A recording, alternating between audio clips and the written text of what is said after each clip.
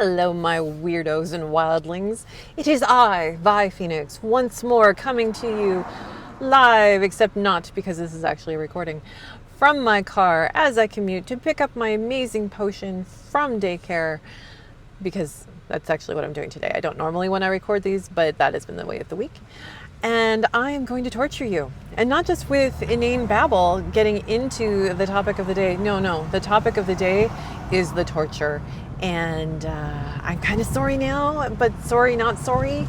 Remember that this is my perspective. This is an abysmal perspective. And abysmal perspectives do tend to like to take the standard expectations around magic and fondle them in interesting ways to see if there are other ways to engage with and play with and otherwise manipulate and perceive things so as to challenge ourselves and to move away from what is rote into what is realized.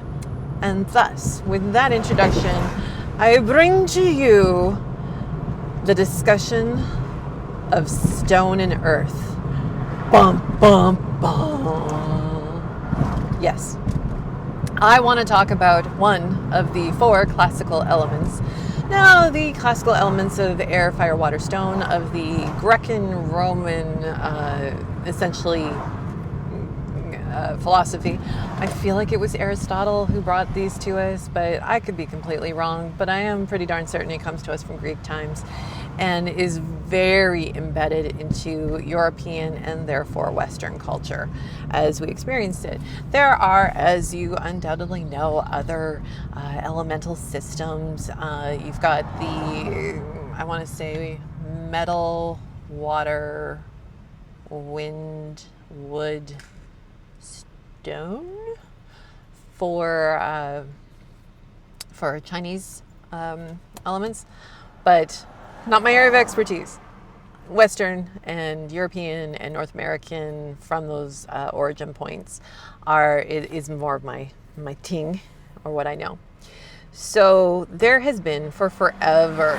I mean, I started doing my Wicca 101 class that I took was in 1991 or 92. It's been a little bit of a while. And that was not my first exposure. That was just my first official classes that I took to Wicca witchcraft.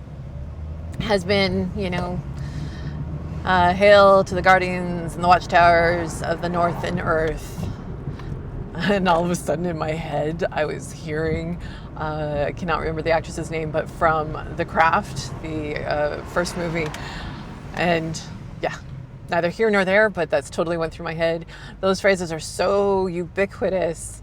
I think they're of Gardnerian, Alexandrian descent. Anyway, they made it into the movie from The Consultant because so ubiquitous. North and earth. And we will talk, we being me, let's face it, I babble, you got stuck listening, to the separation of direction and element. Different day, different topic. Today, I want to torment the idea of earth. And this does tie into the relationship of all four elements. It's a little hard to talk about it separately. So, let's get into it, shall we? Oh, thank you. Thank you for joining in. Appreciate it. Thank you for being here. Really nice to think that someone else is listening and I'm not just babbling to myself in the car. Earth, air, fire, water. The earth, the air, the fire, the water, return, return, return, return. Air I am, fire I am, water, earth, and spirit I am. Seriously, so many chants. So many things, earth, air, fire, water, or a different order. Those are the four. We all know they're the four. They're the four elements. And yet, there is a squiggly thing, a weird, kniggly thing about earth that bothered me for a long time. And then I came to I came to this understanding and realization.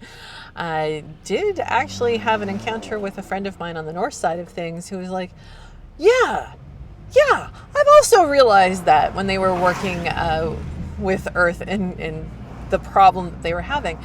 So, what does this come down to? What is it? Let me pose this to you first. When I say Earth, earth, air, fire, water, what is Earth for you? What do you think of with Earth? Is Earth the mountains? Is it rocks, crystals, gems, standard, boulder-y kind of rocks? Is it dirt? Should we be including the trees as part of Earth? What constitutes Earth? And side note, I'm going to do it briefly though, that we also use the word for too many things is what it comes down to. Not quite the side note, but I'll get in there. And that is a frequent problem when we are trying to communicate effectively, especially in English. I guess probably other languages, but sadly I am unilingual and only really know English. I know bits and pieces of a few others, but not enough to count. Sad tragedy in my world. But we use the word Earth for too many things, including our planet. So for me, when I refer to our planet, I refer to Terra, Terra. Interesting that it sounds the same as Tara, Irish world, or I think Celtic, Gaelic, maybe, je ne sais pas, which also has the name has relationship, I believe, to the ground. So Earth, planet, I talk about Terra. Earth, dirt, ground, I will try and say dirt and ground, but that's actually where I tend to use the word earth more. I try not to use it in magical elemental discussions because I don't think that earth, the way it is typically conceived of, fits that label. Or fits into the working of those four elements. Earth, most people, I think, will include dirt. So if you're like, no, earth doesn't, or dirt does not count as a form of earth, magically speaking, then you're probably already on the same page as me, or we're on very different, but potentially very compatible pages, or uncompatible. Who knows? What I do know is that if you're thinking of earth as dirt as earth, you're in good company. Many, many people, if not most people, do. But that's what I'm going to challenge, because earth in the dirt sense. What is dirt? Dirt is some small pieces of stone type things. So the actual gritty kind of rocks that have been broken down into such small pieces. Clay actually would be something that I would consider elemental, I think. But dirt is a little bit of that and a whole lot of dead. It is a whole lot of detritus. It is dirt, if you can grow things in it, has at one point been something else that was alive and is now dead, mixed in with some of those non-organics. It is filled with organics. And that's what makes it possible for other things to grow in it. I had a worm compost for a little bit, talk about the translation of food and other items, essentially all food, but food into dirt, because it was, worm poop essentially was dirt. That's all it is. Dirt is organic matter. Organic matter, to me, is not the fourth element. It would be the fifth element, or a version, an aspect of the fifth element, because life, spirit, depending on how you define the fifth element. You could also consider the fifth element ether. Again, another topic, another day, as to whether, should's a bad word, but how is it normally defined? What is it normally considered? Honestly, I find most disagreements come down to a matter of definition. So having these discussions and figuring out what we actually consider something to be by our own personal definition, so that in a discussion with somebody else we can come to a relatively quick realization of where we do and do not actually agree on what something is, can resolve a lot of issues before they become them. So it's very useful to do this. So dirt is organic, not an element in the same way that air and fire and water are. There is a lack of livingness, a lack of organicness to those three elements. Yes, you can see those elements inside of organic items. I'm not talking about that. If we try to go into that pure kind of quality of pure air, pure water, pure fire, yeah, there are living things that live inside of water and inside of air. Not so sure about the fire, though it doesn't kill everything. I mean, some trees need to their seeds, acorns, nuts. I honestly in this moment going, what would you call it? It must be nuts. Acorn's a nut, right? Anyhow, tree eggs, if you will, there are a few, I believe, who require the heat of a fire in order to crack the casing and thereby actually release that life. So there are some things that at least are advantaged into further life by going through fire. So some things perhaps live in fire. That is not the same as being alive itself. Now, also, again, having the living fire, the living water, the living air. Also something that I think I am of those are real qualities, aspects, encounters, creatures, but not what's being talked about today. I'm trying to stick to just the pure element, the pure elemental energy. So even in those cases, though, that life quality is not biological. It is not life that eats and shits and reproduces, not in the way that biology does. So given that dirt is biological, and given that those other elements do not have that biological component, and that I'm looking at this fourth element, which we have some idea of what we think it should be, what would it be if it's not dirt, if it's not earth? And I come back to stone. I come to rocks. Sorry, I don't know about you, but I know the arrogant worms. We got rocks and trees and trees and rocks. And anyway, fun band, Canadiana, super awesome. Check them out if you haven't already heard of them.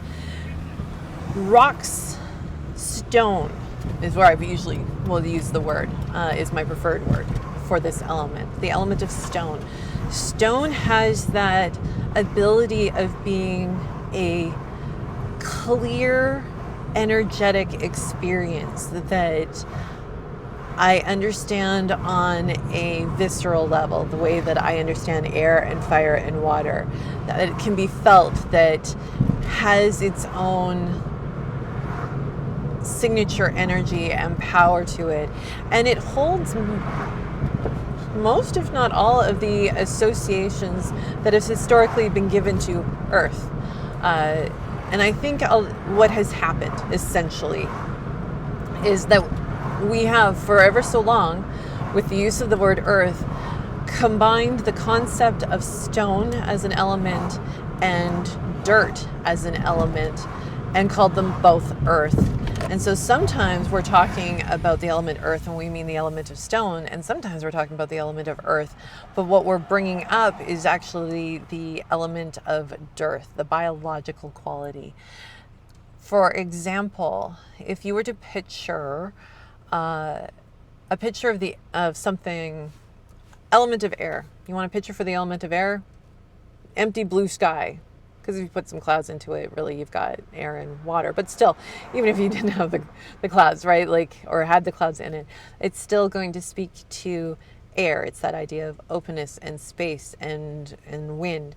And you do water, and it'll be that water flowing, and could be a lake, it could be a water droplet, what have you. Fire, God, I love taking pictures of fire. So much fun. When it comes to earth, and so now from this point forward, when I'm talking about earth, I am talking about the blended concept, at least for this episode, this video.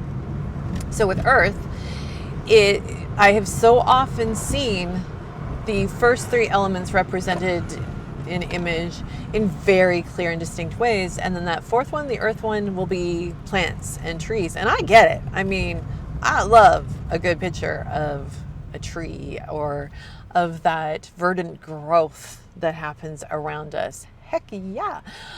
But to me, you're now talking about life. You are talking about something growing. You've moved into the cycle of life and death. You've moved into the biological, and you have moved away from that pureness of elemental energy that lies below the level of life. This is what I would consider the foundational plane, composed of these elemental energies that, when together and mixed together and infused with the spark of the divine spirit, then you get life. Awesome, cool. But they do not in and of themselves contain life in the way in which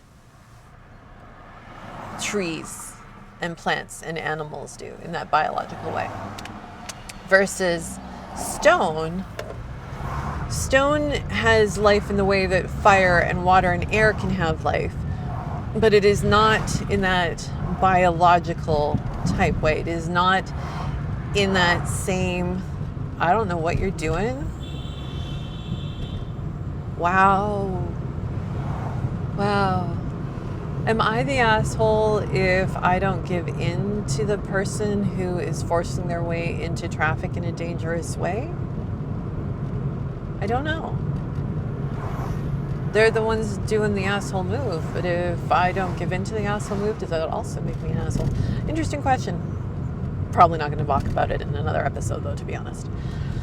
So stone, as a core foundational element, has that solidity that we look for from the element of earth that we're expecting to see. It has the strength that we expect from that element. It speaks to the cold and dry associations, because earth is cold and dry, water is cold and wet, air is warm and wet or hot and wet, and fire is hot and dry. I do not remember where those associations come from, but feeling that we're going back again into that kind of way back, in the way back machine, if you will. Either the 1800 way back kind of alchemy side of things, or the way back into the Greek philosophy days. Don't know which, but it's not a truly modern concept to the best of my immediate, I just mentioned this and I didn't pre-look it up, brain.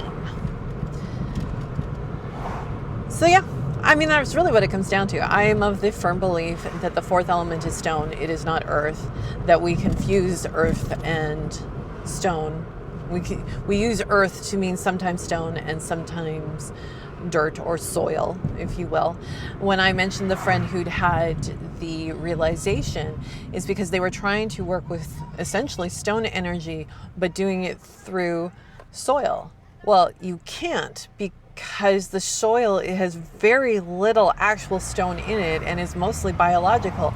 So the results that you are going to get from that magically are very different than you're going to get by working with a stone itself that has this intrinsic elemental clarity to it. That's it. It's not actually hard, really, but it does kind of upset the apple cart of traditional concepts and approaches. So for myself, the hail to the guardians and the watchtower of the north and stone. Something different. I invite you to play with that, to lean into it a little, to taste it on your tongue, to touch it, to hold soil in one hand and stone in another, and to notice if you find similarity or difference. Where do they connect? Where do they diverge? And find for yourself what you would say is a way to engage with this. Because this is just an abysmal perspective. Take great care, my weirdos and wildlings. I will see you in the next episode.